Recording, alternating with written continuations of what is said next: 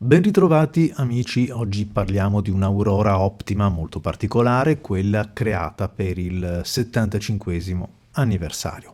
Definiamo subito che il pennino è un F, un fine, ma in oro a 18 carati, il caricamento a pistone e il cappuccio a vite come per tutte le Optima. Allora, diciamo che Aurora ci ha abituato a produrre delle serie numerate e limitate in occasione dei grandi anniversari della casa.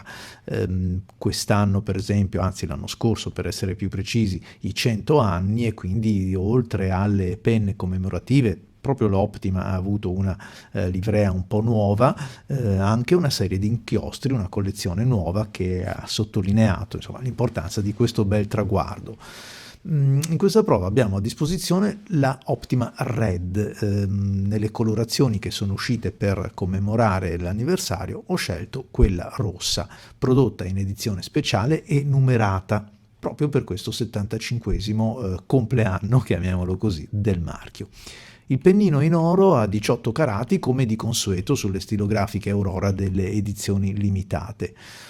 Questa penna dell'anniversario si differenzia dalle altre Optima per alcuni particolari ben visibili. Sulla parte superiore della clip è inciso il numero 75 che ricorda l'anniversario. La vera in oro sul cappuccio ha una lavorazione a greca molto bella, molto ben raffinata, come altre Optima, scusate, ma chissà perché qui sembra ancora più bella. Anche il colore della resina è un colore particolare, espressamente dedicato alla serie celebrativa. Il colore della resina è molto appropriato, fra l'altro, perché, anzi direi unico, si distingue dal rosso della produzione ordinaria, perché non è quello, è un po' diverso, e trovo che sia particolarmente indovinato perché si abbina benissimo con tutti questi fregi e questi particolari in oro, partendo dalla clip alle verette, insomma è un piacere per lo sguardo osservare questi dettagli dorati e anche, non nascondiamolo, una certa opulenza, una certa ricchezza. Insomma, è bella la penna. La veretta è segmentata da due anelli neri che conferiscono eleganza e anche una certa simmetria al corpo della penna. La Optima, a torto o a ragione, è sempre stata un po' considerata la sorellina piccola rispetto alla 88. A me, per esempio, piace persino di più perché la trovo un po' più appropriata per le mie mani e quindi anche ritrovo un comfort di scrittura che mi piace di più, però ovviamente insomma la parte del leone continua a farla la 88. La Optima a me piace molto e anche questa sua linea che potrebbe apparire un po' tozza se messa in confronto, per me non lo è bella, è ben bilanciata, più dell'88 e insomma mi trovo molto bene. Il pezzo forte comunque della stilografica è quello del pennino. Come vi ho detto, un pennino a 18 carati. Ora è un bel pennino perché indubitabilmente è un bel pennino, e che è così bello e così fatto bene quello a 14 carati che si stenta a trovare una reale differenza significativa tra le prestazioni dell'uno e dell'altro. Questo è un pochettino più rigido apparentemente per la mano, cioè quando ci mettiamo a scrivere, in realtà è ancora più lavorato, si sente, ha una finitura ancora migliore.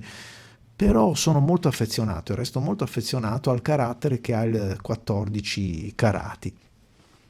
Una nota che non sarà sfuggita a chi ha comprato la penna è che l'iscrizione sul fusto ricorda le vecchie produzioni Aurora. C'è scritto infatti fabbrica italiana di penne a serbatoio, cose che anche oggi ritroviamo su alcune edizioni di Aurora. Insomma, ha ripreso questo slogan, chiamiamolo. Queste incisioni sono particolarmente invisibili quando la luce cade dall'alto, perché è difficile accorgersene, ma basta inclinare un poco la penna per vederla bene e renderla visibile. Il corpo del cappuccio, quindi il fusto, non è in celluloide, è una resina lavorata, anzi che subisce parecchie lavorazioni, che Aurora ha battezzato auroloide, giustamente, insomma, fatta in casa Aurora, quindi non chiamiamola resina, tanto meno plastica come qualcuno erroneamente, insomma, esprime. È veramente un cocktail di resina che Aurora ha definito e che effettivamente sotto alcuni aspetti è proprio bella.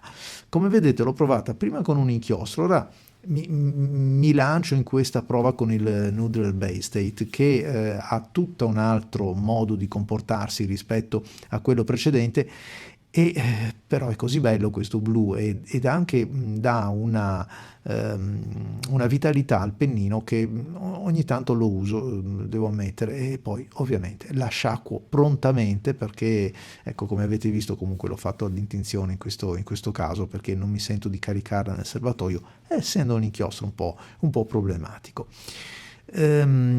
La scorrevolezza, l'omogeneità, anche l'omogeneità di funzionamento caratterizza questo pennino, quindi la penna in generale, insomma c'è poco da dire su Aurora, sono ben fatte, sono delle penne ben realizzate, difficilmente si trova l'esemplare che insomma magari ha qualche difetto di controllo qualità, perché di quello si tratta, soprattutto o meno che meno sulle serie quelle limitate. Non ha questo pennino, vi dicevo, quella particolare sonorità che il 14 carati invece ci fornisce quando solca la carta.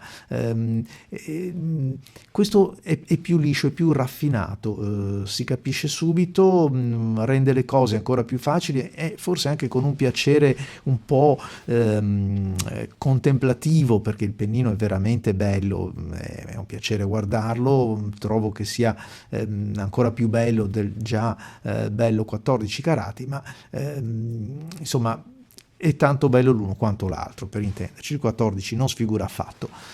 È un'edizione limitata, come tutte le edizioni limitate, tra l'altro questa è numerata, sapete che è una garanzia di tenuta, anche di valore nel tempo, perché molti collezionisti, molti appassionati sono alla ricerca di queste penne, e quindi è una garanzia anche di tenuta, di valore nel tempo. A voi tutti, grazie amici, vi aspetto ai prossimi video di Stylographic Art, e i saluti sono inchiostrati.